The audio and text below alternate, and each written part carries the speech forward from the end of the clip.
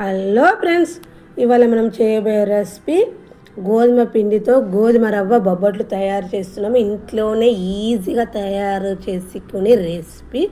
దీనికి కావలసింది ఒక బౌల్ తీసుకొని ఒక్క గ్లాసు గోధుమ రవ్వని వేసుకోవాలి. ఒక గ్లాసు గోధుమ రవ్వ వేసుకున్న తర్వాత గోధుమ రవ్వ అనేది 2 సార్లు బాగా కడగాలి. కడిగిన తర్వాత దీనిలో కొంచెం వాటర్ పోసుకొని నాననివ్వాలి. స్టవ్ ఆన్ చేసి బౌల్ పెట్టుకొని 1 గ్లాసు గోధుమ రవ్వకు 3 గ్లాసుల వాటర్ అనేది వేసుకోవాలి. దీనిలోకి ఒక హాఫ్ స్పూన్ ఆయిల్ అనేది వేసుకోవాలి. ఆయిల్ వేసుకోవడం వల్ల మనకు అడగనేది అంటది. ఇట్లా మనకు వాటర్ అనేది మసలాక ఇప్పుడు మనము నానబెట్టుకున్న గోధుమ రవ్వను ఈ మసలే వాటర్లోకి వేసుకొని ఒకసారి బాగా కలపాలి. కలుపుతూ సిమ్లో పెట్టుకొని కలిపితే ఒక హాఫ్ అన్ అవర్ అవ్వకల మన గోధుమ రవ్వ అనేది ఇట్లా పర్ఫెక్ట్గా ఉడికిపోతుంది.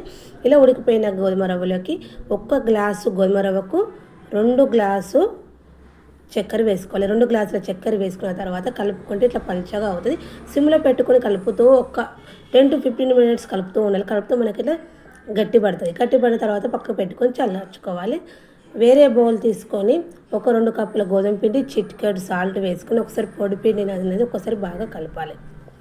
పొడి పిండిని కలుపుకున్న తర్వాత దీనిలోకి మనం కొంచెం వాటర్ పోసుకుంటూ మనము పిండి అనేది మెత్తగా తడుపుకోవాలి. చపాతీ పిండి కన్నా మెత్తగా తడుపుకోవాలి.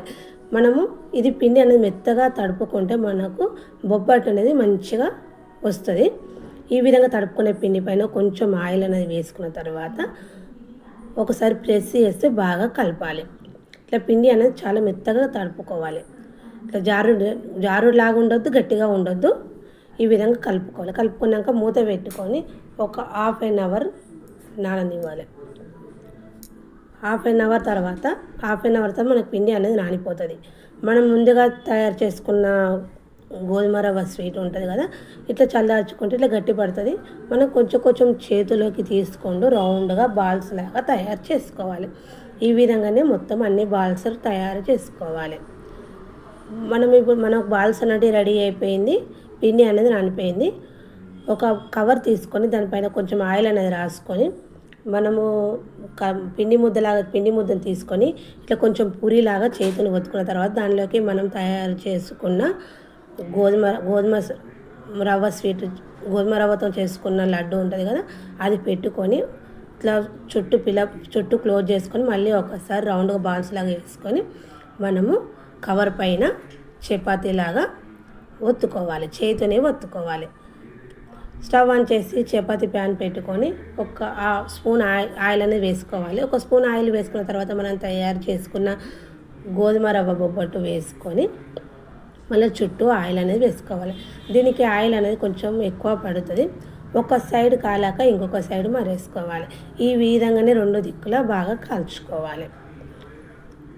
ఎంతో టేస్టీగా ఇట్లా కాల్చుకున్న బొబ్బట్లను మనం ప్లేట్లోకి తీసుకోవాలి. ఎంతో టేస్టీగా మనకు గోధుమ రవ్వ బొబ్బట్టు రెడీ అయిపోయింది. చాలా టేస్టీగా ఉంటుంది, మెత్తగా మృదువుగా వస్తుంది. మనం మైదా పిండితో చేసే కన్నా ఇట్లా గోధుమ పిండితో చేసుకుంటే మనకు హెల్త్ కూడా చాలా మంచిది. మీరు ఒకసారి ట్రై చేసి చూడండి. ఓకేనా? Bye friends.